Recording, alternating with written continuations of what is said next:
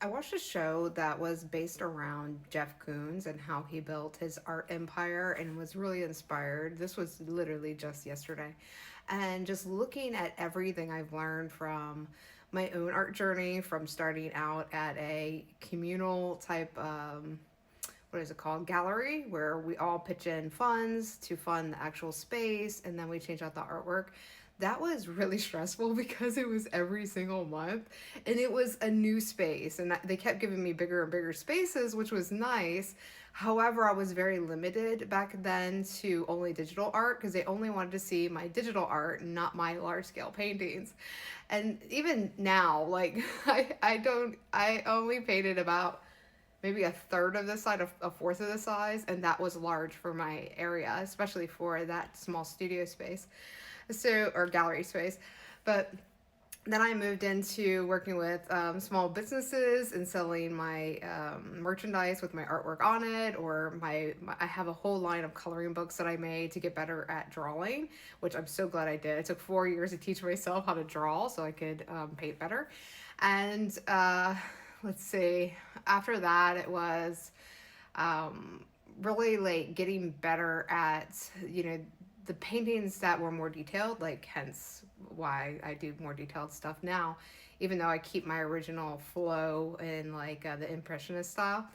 And so during that journey, eventually opening up my gallery, which was just last year, and then really understanding the business as I was running it, like what type of business, what type of vision I really saw, and realized I was essentially building a business that was more turning into like a gift shop, and people were treating it that way and not like a collectible like assets. Like, okay, I'm going to keep this forever. I really going to invest in this. Some people did, but most of the community, at least the local community, saw it more as just a really expensive gift shop. When I'm like, no, there's only like 5 of these. There's only like 20 of these that were ever made, that we're ever making. So these are all collectible.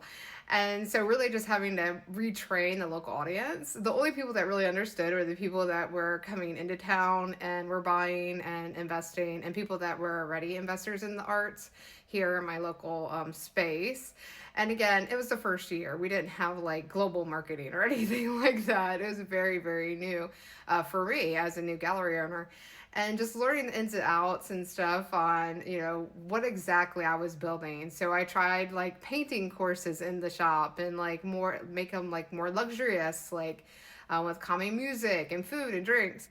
And then we tried, obviously, I scaled up in my artwork, but that was like the last few months because I went to Miami and I was like, okay, let's go to the galleries here because this is the direction I'm heading in.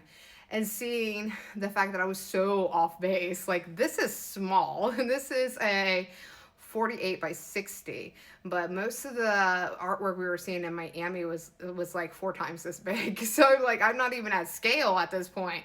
And so I was like, okay, I gotta learn how to make more scale and how I'm gonna do that. Well, I found out I could do triptychs and diptychs and make multi panels, and that's totally fine.